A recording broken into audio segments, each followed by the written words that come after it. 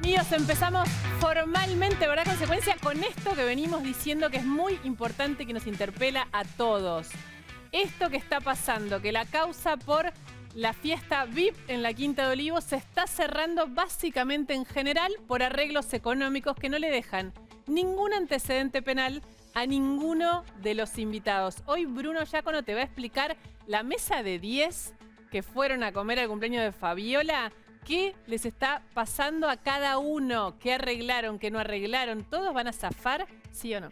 Es la gran pregunta y lo que se generó me parece mucha polémica y mucha discusión. La tuvimos nosotros inclusive antes del programa, de este acuerdo al que llega el presidente y la primera dama, Fabiola Yáñez, que fue la que festejó el cumpleaños en un momento donde, por ejemplo, estoy pensando en el caso Solange, que su papá habló esta semana, no se pudo despedir, digo, no pudo entrar a la provincia de Córdoba en plena cuarentena y darle el último abrazo a su hija. Esas situaciones se daban en paralelo y por eso me parece que lo que vivíamos esta semana era como una suerte de recuerdo del enojo, de la bronca, de la impotencia que sentimos un montón de argentinos cuando vimos esas fotos y esos videos de una celebración que estaba vedada para todos los argentinos, menos para el presidente de la Nación y la primera dama que pudo tener su fiesta de cumpleaños. Está Juan Manuel López, buenas noches, Graciela Camaño, buenas noches. Lo que nos preguntábamos recién era si esto, porque es cierto que también lo prevé la justicia, ¿no? No es que está llegando a un acuerdo... No es ilegal el acuerdo. No, y es el que llega la mayoría de los que cometieron ese mismo delito. Lo que Pero pasa es que él es el el presidente. que... Graciela, buenas noches. Sí, a ver, creo que hay dos cuestiones, ¿no? Una es la cuestión del fallo propiamente dicho, en donde uno puede coincidir o no, pero después hay otra condena que es la social, que me parece que fue categórica. O sea, cuando vos mirás el presidente, su imagen y preelectoralmente cómo estaba plantado, digamos, y después mirás la paliza que le dieron en el proceso electoral y a dónde fue a parar su imagen, claramente el castigo de la sociedad está. En cuanto al tema del juicio propiamente dicho, yo lo estuve hojeando un poco y la verdad es que hay algunas cositas que son inconsistentes, ¿no? A ver. Bueno, en principio, todo lo que tiene que ver con el cuidado de la salud y la vulneración de sus propios decretos, ¿no? Esto de querer desdoblar el presidente y su función del hecho en sí, que era un hecho familiar, me parece que es un absurdo total. El presidente lo es las 24 horas del día. Me parece que la justicia fue complaciente.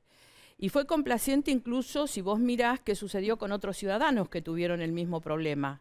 O sea que vulneraron la legislación que señalaba que estábamos en una pandemia y que debíamos tener una determinada actitud. Con gente que fue presa incluso. Y que en los abusos policiales perdió la vida en algunos casos. Lo contamos en su momento acá. Entonces vos decís, no, la vara es distinta.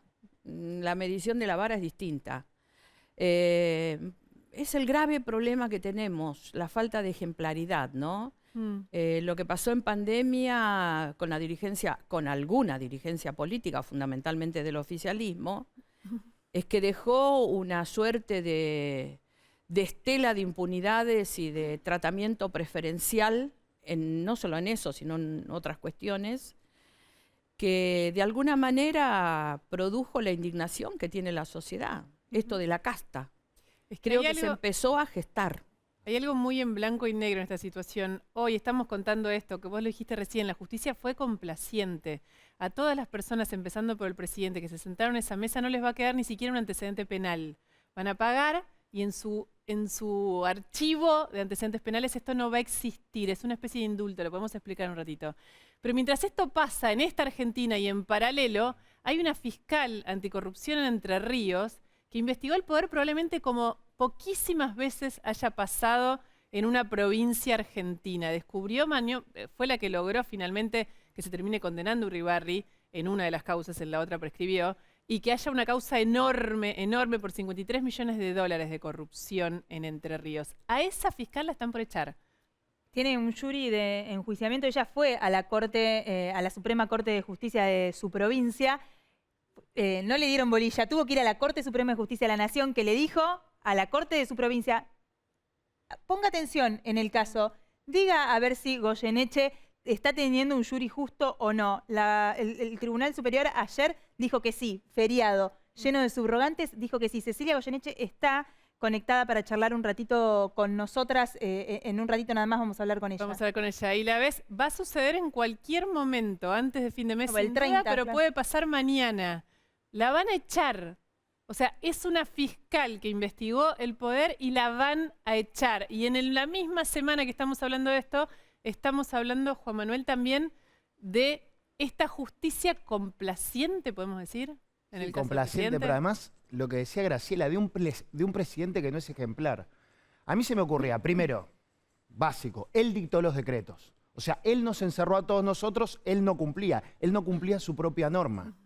Se le ocurre, en vez de, hay herramientas jurídicas para que él tenga una pena leve, atenuada, que es, por ejemplo, ir y declararse culpable y decir, quiero un juicio abreviado. Soy culpable, me presento, me arrepiento, y no importa que alguien le pueda recortar el videíto de él diciendo, me equivoqué, pido perdón. Yo creo que lo enaltecía en ese momento.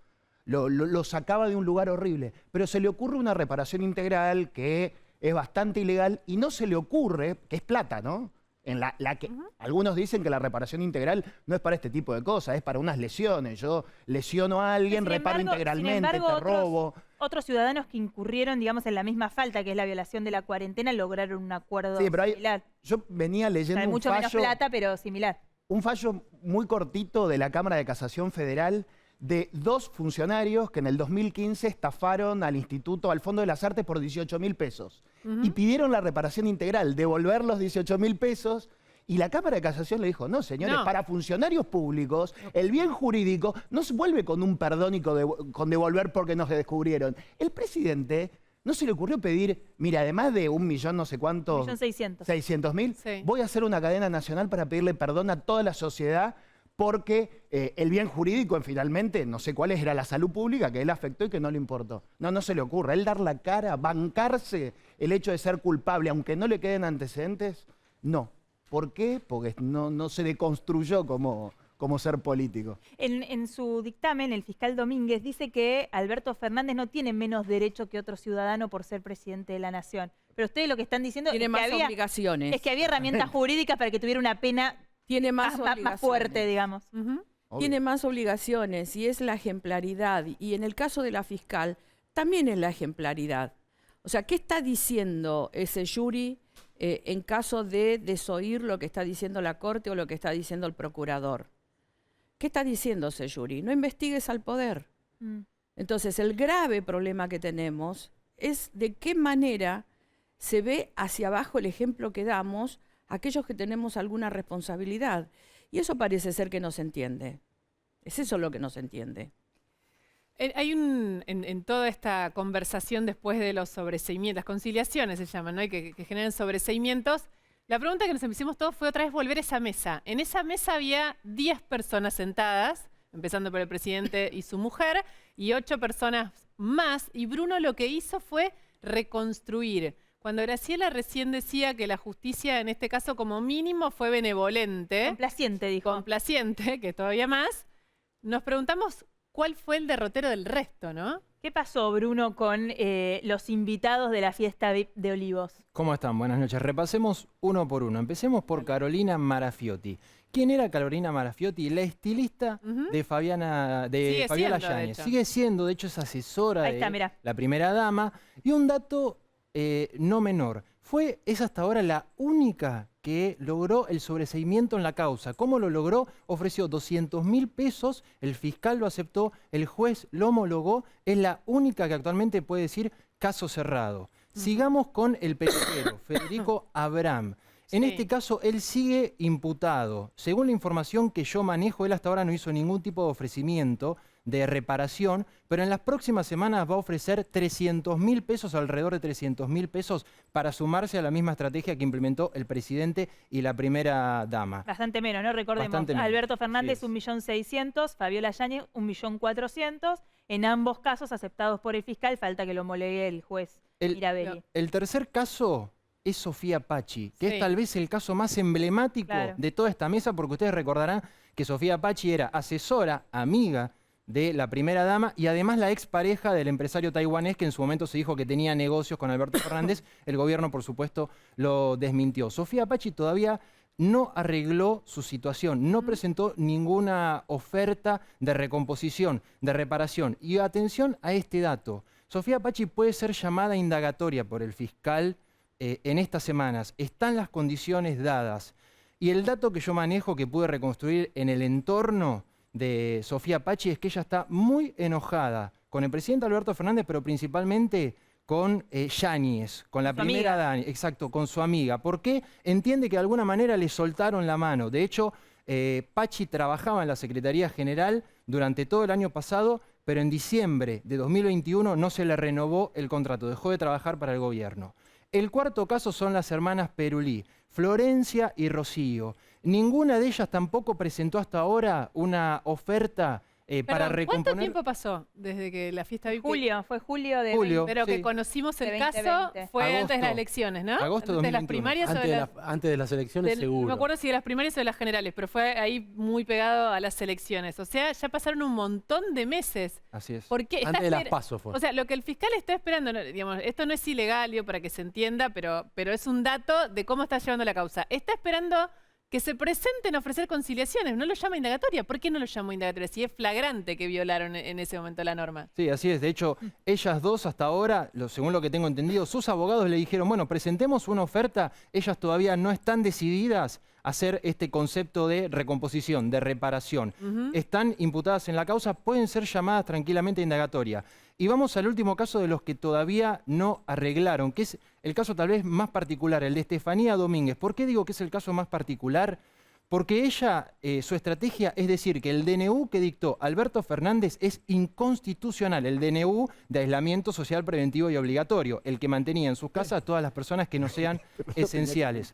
Está, esa presentación que hizo está en casación, se está analizando. Y en el caso de que casación la rechace, Lu, Maru, van a ir a la Corte Suprema de Justicia. Es interesante, gracias Bruno, es interesante esto que dice Bruno, porque por ejemplo, ayer, si no lo aguantes de ayer, el fiscal Marcelo Romero de la Plata cerró todas las causas que tenía por violación de la cuarentena por entender justamente que el decreto no era la manera de establecer una cuarentena porque el Congreso estaba funcionando. Lo que pasa es cierto eso, y hay toda una discusión. Bueno, digo, de hecho, cerró todas las causas. El abogado de Estefanía Domínguez, que es Mauricio Alessandro, quiere llegar a la Corte con esta discusión, que es una discusión de fondo. El problema es que esto no le aplica al presidente, porque si el presidente decidió hacer esa norma, No, por supuesto que no. es porque él entendió que era válida. Me imagino y que no van a la plantear podía violar. La inconstitucionalidad, ¿no? Y en ese contexto es que está toda esta discusión y esta conversación sobre si está bien o mal cerrada la causa en un clima político que al cierre de la causa tiene otros ingredientes que son también muy complicados. Con la fiesta de Olivos comenzó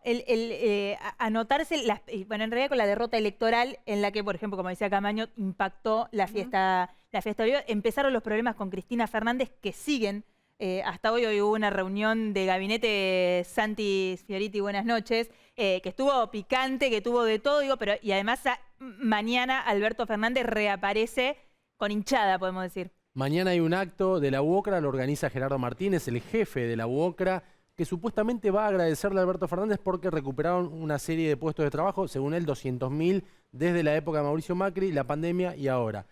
¿Qué tiene de atractivo este acto para el gobierno? Bueno, Alberto Fernández, a instancia de Juan Mansur, el jefe de gabinete, que hoy dijo, todos los ministros tienen que ir a apoyar a Alberto Fernández, tienen que ir los masistas, tienen que ir los cristinistas. Esto es lo que están impulsando. Ahora, la convocatoria a esta hora es pobre.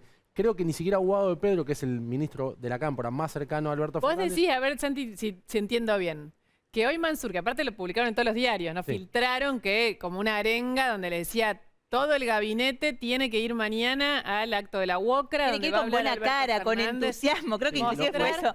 Como vayan, pero además vayan con onda. Lo que no filtraron, Lo que no filtraron es que no cayó del todo bien lo que dijo Juan Mansur. Hay muchas internas en el gobierno, muchas internas entre la gente que responde a Alberto Fernández, que es del riñón, y otros que no responden tanto a Alberto Fernández, pero que dicen, ¿cómo vamos a convocar a un acto nosotros desde el gobierno en este momento de crisis pidiendo apoyo para Alberto? Como desnudando lo que está pasando, ¿no? Las encuestas están mostrando que Alberto está en el piso de popularidad desde que asumió.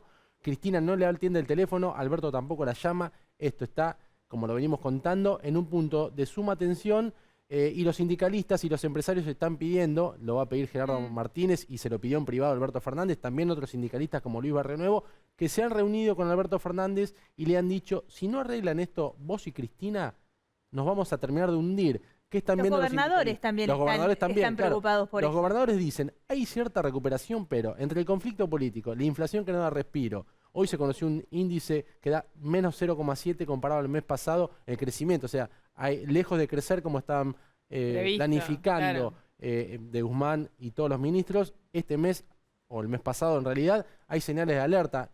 Y si se crece menos de lo que pensaba el gobierno, si la inflación es mayor... Con esta inflación y encima sin crecimiento es una... Ya no se habla del 60% de inflación. Hace muy poquito Cristina Kirchner celebró que los bancarios cerraran una paritaria del 60% porque ella había prometido que las paritarias iban a estar por encima de la inflación. Ya ese 60% queda viejo, porque ya se habla del 70% y hasta del 80% de inflación si no pasa nada extraño. La semana pasada Martín Guzmán, Martín Lustó decía acá que podíamos tener una inflación de 3 dígitos. Una reunión de Feletti con Martín Guzmán que me cuentan que tuvo un resultado bastante positivo y que Martín Guzmán empezaría ahora a mostrarse públicamente, digamos, como haciéndose cargo de la cuestión de la inflación, que lo contamos como una noticia, fíjense como qué loco que está todo, cuando es el ministro de Economía. Entonces, ¿quién si no va a estar al frente del problema de la inflación? Igual sigue la pelea de fondo por el manejo del sistema económico, porque Cristina y Feletti, más allá de esta buena reunión que vos decís, Feletti está diciendo que vuelvan las retenciones, en privado le está pidiendo pero la vuelta. Que Domínguez agradeció hoy que le bajaran el tono a eso. Sí, le bajaron el precio, pero el fantasma de subir las retenciones sigue instalado. Es lo que pide el sector duro de Cristina Kirchner, es lo que pide Feletti. Están realmente muy preocupados por los últimos números de inflación. No son los números que había prometido Guzmán. Guzmán insiste que la inflación va a bajar mes a mes. Nadie lo puede garantizar. ¿Y ¿hay espacio para subir retenciones? Creo que no. Creo que no, bajo ningún punto de vista. Creo que si hay una definición categórica, por lo menos en el Congreso, es la que está vinculada al tema impositivo. No más impuestos. No más impuestos. Y no hay número. Hay consenso. Digo, en el Congreso los números están muy repartidos y el oficialismo no va a encontrar la posibilidad en el Congreso de subir retenciones, de subir ningún impuesto. Sí, pero ¿a dónde no? Digamos, porque estos escenarios que estamos mostrando y después el segundo semestre que tampoco hay los dólares que tienen ahora, digamos, son escenarios que hacen sentir que estamos en peligro, más allá de que tenemos una situación con el 40% del país abajo de la línea de pobreza. Sí, por eso yo me niego a hablar de los actos de autosatisfacción del oficialismo. La verdad es que lo que uno advierte en la calle o conversando con la gente fuera de los espacios del poder es el enorme proceso de inseguridad interior que vive la gente. O sea, la inseguridad respecto a cómo puede llegar a programar su vida con este proceso inflacionario que, entre paréntesis, beneficia mucho las arcas del Estado. Porque digamos todo, la inflación no le conviene al trabajador, al pobre en los programas sociales, pero el Estado tiene buena recaudación. Recaudación inesperada, le podríamos decir a Guzmán. Totalmente. Por eso también vos ves que en las negociaciones con el Fondo Monetario Internacional parecería ser que la inflación no molesta.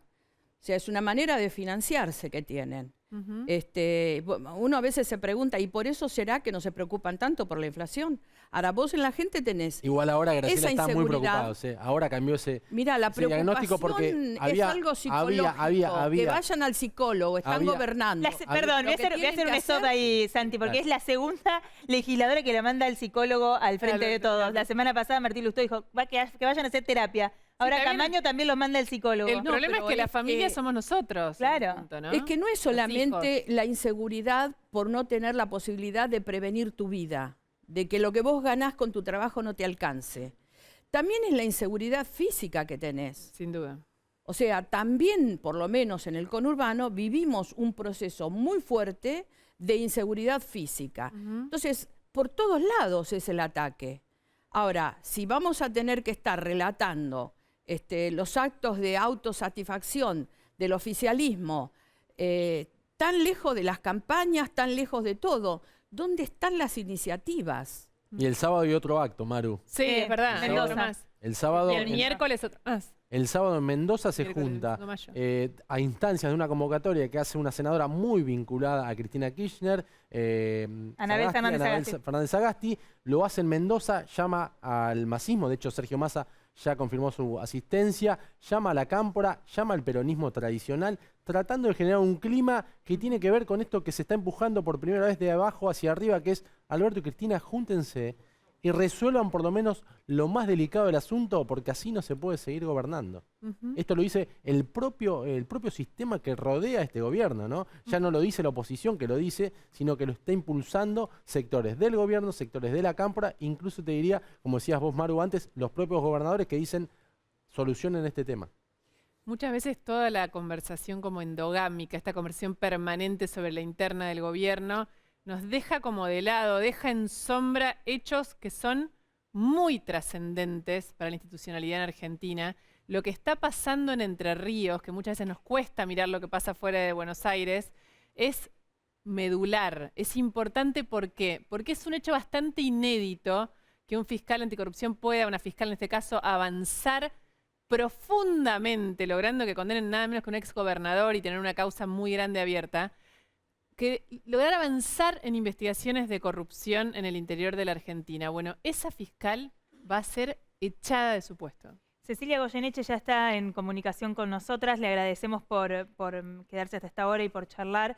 ¿Cree que lo que está buscando la justicia de Entre Ríos a través de su caso, o la justicia en general, es dar un ejemplo? Hablaba Camaño más temprano de la ejemplaridad, del decir, si investigás al poder, ¿podés quedar afuera?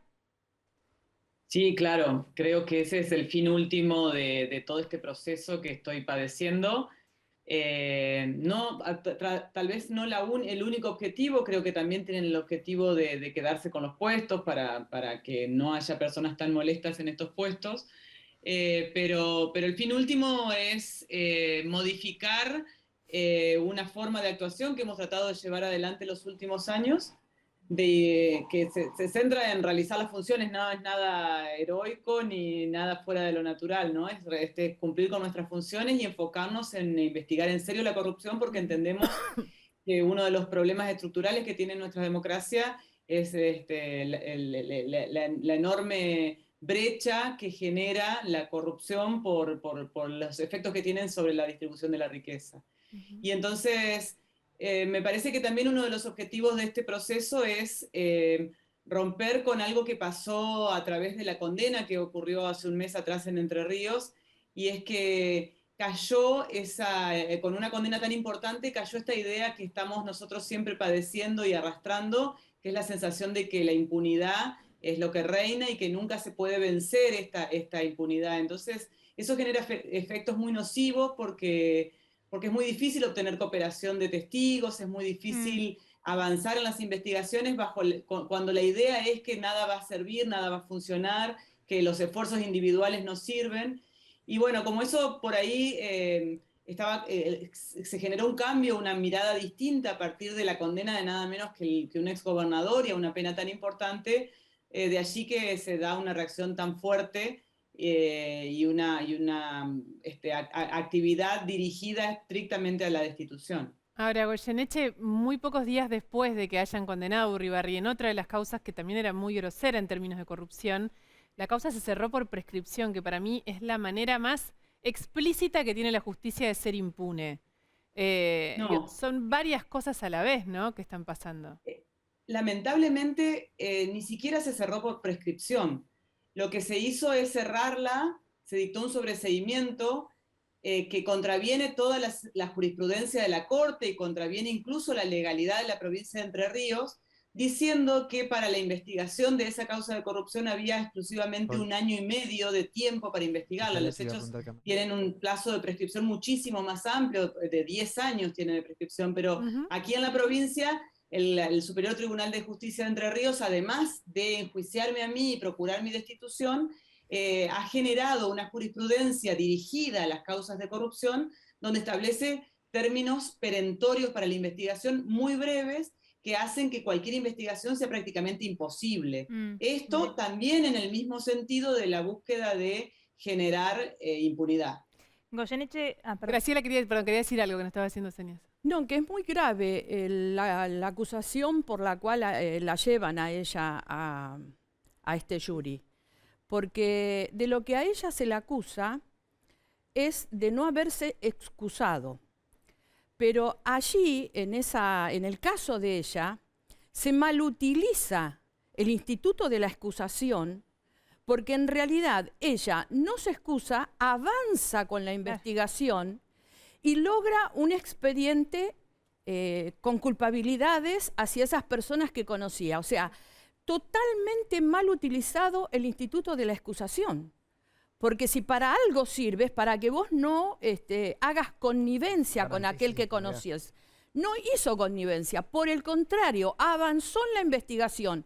Y por eso se la está llevando a un jury. De hecho, o sea, Graciela, quienes le están haciendo el jury son pasibles de que después se lo investigue, porque en realidad están mal utilizando un instituto tan importante como es el de la excusación.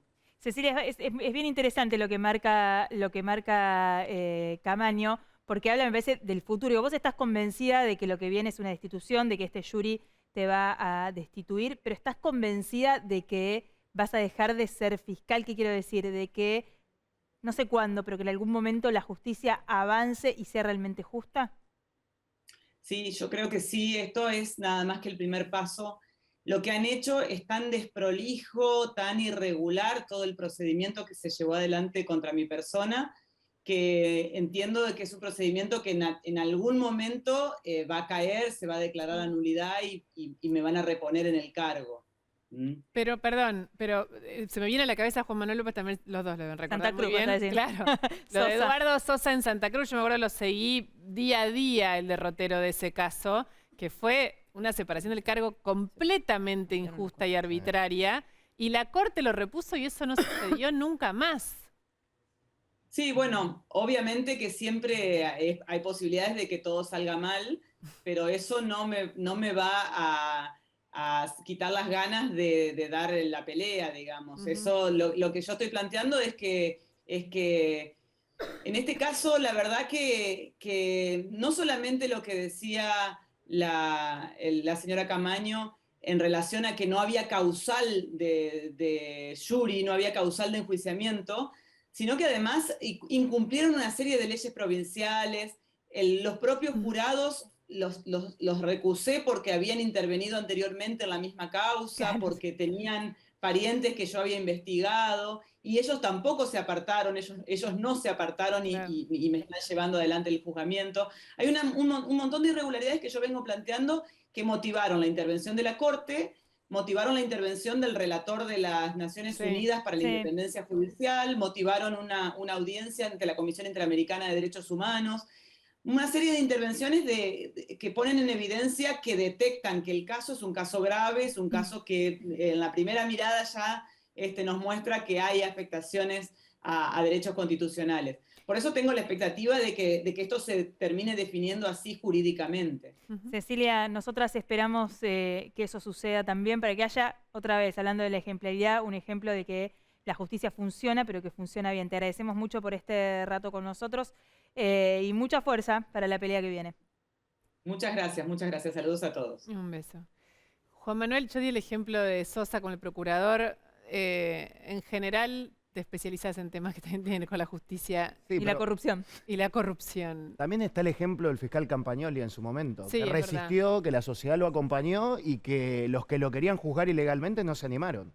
Yo creo que ella no tiene que dejar esa lucha, tiene que resistir y todos la tenemos que acompañar, porque hay que ver si ese poder judicial y político corrupto que la quiere destituir se va a animar de una sociedad que está cansada, que está harta, que está mirando en serio, que en Entre Ríos no tiene garantizado el poder político continuar. Pero fallaron ayer en un feriado. Sí, bueno, pero nadie sabe cuál es la gota que rebalsa el vaso. Entonces, me impresiona. No sería muchas muy veces prudente. pasa en las provincias cosas que son más difíciles que prosperen a la luz de todos. Por ejemplo, en la ciudad de Buenos Aires, dio por el ejemplo de Campagnoli.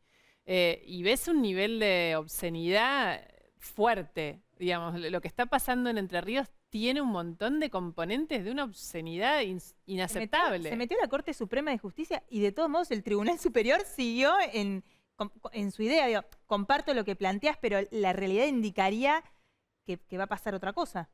Puede ser, y esa, digamos, camino institucional se va a seguir. Yo la veo muy entera a la fiscal y la veo bastante acompañada, ¿no? Y seguramente la Corte Suprema, que es el órgano que va a intervenir finalmente en esto, por las pistas que dio con la última resolución, va a ir a favor de ella, pero es difícil de pensar cómo termina, ¿no? Y es sobre todo muy triste porque realmente el trabajo en investigación de corrupción que hizo es bastante inédito para lo que puede pasar en una provincia como Entre Ríos, ¿no? En investigación. Vamos a cambiar de tema. Vamos a poner... ¿Viste quién volvió? Manu Jove. Ustedes lo vieron está aquí entre nosotras. Lo vieron en la guerra, como miran TN todo el día. Lo vieron por atrás de cámara en el eclipse. Fue al eclipse también y ahora está acá con nosotros. ¿Verdad? ¿Me extrañaron? Es la pregunta.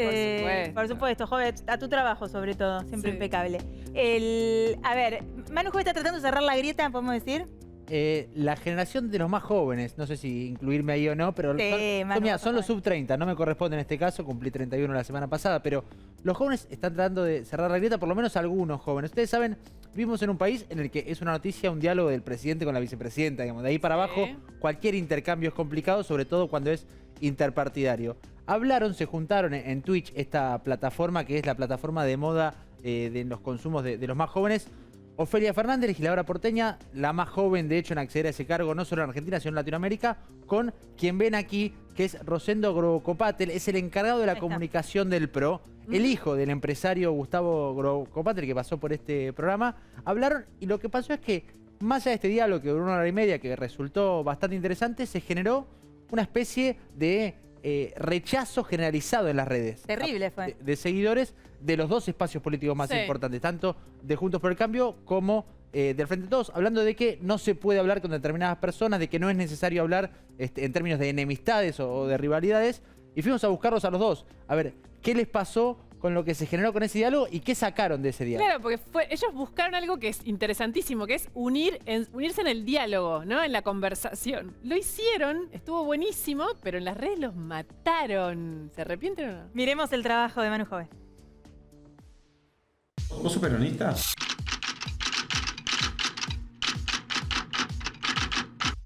Sí.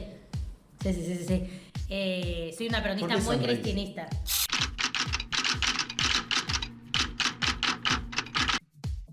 Porque no sé, me dio gracia.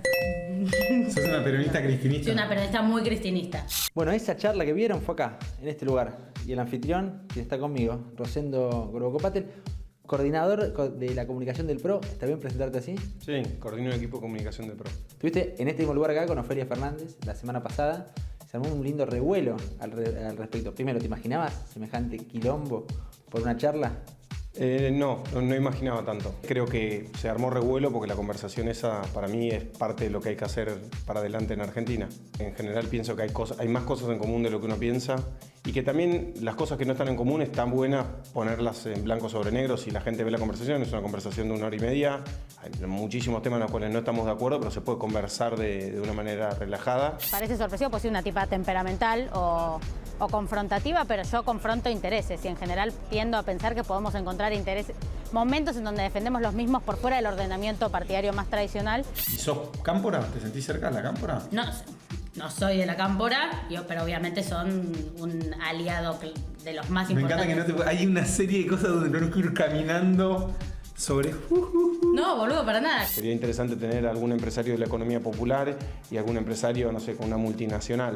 Porque esas conversaciones me parecen los contrapuntos. Primero deja que la gente elija, diga, che, con esto me quedo con otro y la saca del prejuicio. O a Grabois y Gustavo Grobocopatel, por ejemplo. Si yo me tengo que dar un beso en la boca con Grobocopatel o quien carajo sea para que 50.000 compañeros agricultores tengan la posesión perpetua de sus tierras, lo voy a hacer. Pasé de ser el diablo a Papá Noel, más o menos, ¿viste? O sea que... ¿Tuvo algo que ver? No tuvo que ver, fue casualidad. Lo que sí se puede considerar un hecho no casual es que somos parte del mismo espacio con Juan y tenemos una idea pragmática de la política, es decir, no tenemos problema en hablar con nadie, digamos. Cuando Alberto le entregue la banda a algún dirigente de Juntos por el Cambio, ¿por qué estás diciendo que sí? Cuando Alberto le entregue la banda a algún dirigente de Juntos por el Cambio, se va a dar primero la segunda vez que un presidente le entregue la banda a otro de la vuelta a la democracia, que es un hecho muy particular y muy simbólico. Muy importante. Vamos a repasar algunos comentarios de gente insatisfecha con la conversación. Tibio e inoperante, te dicen, por ejemplo. Bueno, no sé, lo inoperante no sé por qué. Lo de tibio me imagino más vinculado a que conversar con una persona distinta es ceder en tus valores. Yo creo que los valores no se negocian, sino que simplemente los pones en conversación con otro. La primera es que te putean más a otro que a mí. En general estoy más acostumbrada a recibir yo las balas y creo que de alguna manera él las recibe porque me odia mucho a mí, así que decirle que me disculpe, pero que bueno, es el precio de hablar conmigo. 2 ñoquis sin salsa, vos cargo público no tenés, o sea que no te cabe... No sé por qué, pero también estuvo muy ingenioso. De hecho, estuvieron muy ingeniosos. Si no la pongo con esto me muero. Como una situación de levante. Hay otra manera menos complicada, te diría, que recibir insultos mucho más prácticas, diría. Bueno, se lo toman con humor, está bien. Ahí está. Hay futuro, ¿se pueden hablar? Es un poco decepcionante que 2 dirigentes jóvenes de partidos políticos queden masacrados por algo tan obvio como el diálogo en política. A ver, yo pertenezco a otra generación, en donde el culto al diálogo posibilitó que el país emprendiera un proceso democrático definitivo. Con lo cual, para mí, lo que digan los giles no me interesa. Yo puedo hablar con Juan Manuel, puedo hablar con Mario Negri, puedo hablar con Martínez del kirchnerismo, con el propio Máximo Kirchner. ¿Con Cristina puedes hablar? Yo creo que el diálogo político... ¿Con Cristina hablarías? La verdad es que yo no tengo ningún tipo de relación con Cristina, ninguno tengo. Pero a lo que voy es, en mi ámbito, que es el Congreso, si no existiera el diálogo político, no podríamos avanzar en nada. Todo quedaría en la nada, o sea, no existiría nuestro trabajo si no hay diálogo político. Juntos por el Cambio en realidad el PRO tuvo una reunión hoy con Guillermo Rafa, se ríe, hace como una suerte de nuevo gurú, podemos decir, donde habló de recuperar la identidad del PRO y demás. Porque Macri está preocupado en que no se sigan, digamos... Recomendado por Macri. Claro, por eso. Rafa es recomendado por Macri, que lo trajo de vuelta al PRO, ¿no? Así como trajo Durán Barba, ahora lo trae a Rafa. Claro, que está por eso, con el tema de la identidad y que no hay que seguir lo que plantea la coalición cívica, lo plantea el radicalismo, que son un poco blandos, parece. No, pero me parece que en todo caso no necesitan un gurú, tienen que hacer terapia de grupo y saber quién te arrastra o quién no te arrastra. O sea, nosotros somos los mismos y pensamos las mismas cosas y el PRO, yo creo que no ha cambiado su identidad y no creo que se deje arrastrar ni por la coalición cívica ni por la UCR. ¿Y ustedes dialogarían con Cristina? Me parece que no va a existir nunca esa posibilidad. Como decía Graciela, yo en el Congreso he dialogado con Máximo Kirchner, he dialogado con... ¿Cómo? ¿Se puede dialogar con Máximo? ¿Se puede llegar, sí, ¿puede llegar a consenso? Firmeza. El problema es, yo justamente los conozco a Rosendo y a Ofelia, no, pero la sigo. Son personas de convicciones que dicen y en esa conversación decían lo que pensaban. Ahora, que haya odio o que sea inusual, me parece bastante preocupante porque es con diálogo, no saber qué piensa el otro a veces te lleva a cometer errores muy importantes. Volvemos a la ejemplaridad. Si la dirigencia política no puede dialogar respecto a las cosas que tenemos que resolverles a los argentinos, aun cuando alguien esté en desacuerdo y otro crea que es la mejor solución, el país está condenado al fracaso. En este país hace 15 años no se habla. La dirigencia política cree que todo se tiene que referir a los gestos. Hay muy pocos dirigentes que tienen la identidad política para pararse y decir lo que piensan. Muy pocos. Y así nos va. O sea, así nos está yendo con esto de decir lo que la corriente aparentemente quiere que digamos. Ser políticamente correctos. Ser dirigente político implica estar al frente, estar mirando antes y estar pagando los costos de lo que se piensa.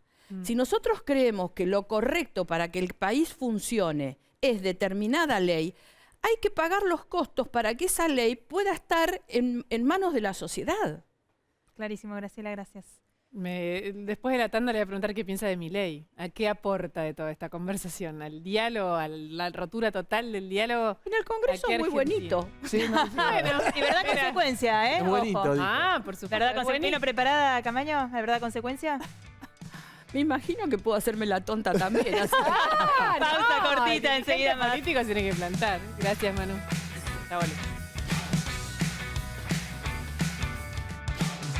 Estamos de vuelta, tenemos un ratito nomás para jugar al Verdad Consecuencia. Le toca a Graciela Camaño. Hoy zafa. Hoy zafa, López. Manuel. Él es un caballero. Por eso te da el paso. Bueno, ¿está preparada? Verdad Consecuencia. Graciela. Hablábamos de Milei. Recién la pregunta por la verdad tiene que ver con Milei. La escena es 2023. Solo tiene 2 candidatos a los que puede votar y no puede votar en blanco. Tiene que elegir uno de los 2. Uno es Mauricio Macri y el otro es Javier Milei. A Milei lo voto. Tiene tantos fanáticos ahora en las redes. No me va a pasar lo que le pasó a, ¿cómo se llama? El chico del PRO y a Ofelia. A Rosendo y Ofelia. Así que lo vota a Javier Milei como candidato. Bueno, le digo, la leo la de la consecuencia, que se acuerda que la última vez que estuvo en Verdad Consecuencia lo llamó a Sergio Massa en vivo. ¿No se acuerda? No me acuerdo. Bueno, estaba en su casa, estamos en la pandemia, Graciela agarró el teléfono y lo llamó. Sergio Massa la atendió, conversaron un ratito al aire, le íbamos a pedir que lo volviera a llamar y lo invitara para que viniera dice que no a Verdad venir. Consecuencia. Dice que no quiere venir. Lo tiene que convencer que venga. Yo no tengo nada que ver. No, bueno, esa era en la esa época estaba más cerca quizás, pero... ¿Hoy no lo llamaría Massa? ¿Que no hablan? No es que no lo llamaría, pero no hay tanta confianza como para exigirle que vaya a ningún lado. No, exigirle no, nosotros ¿Hace tampoco. mucho que no hablan? ¿Y cuándo hablamos la última vez? En la última sesión.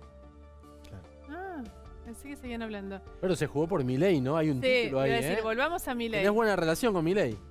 No tengo ninguna relación. En el Congreso hablás un poquito. Yo no lo denosto.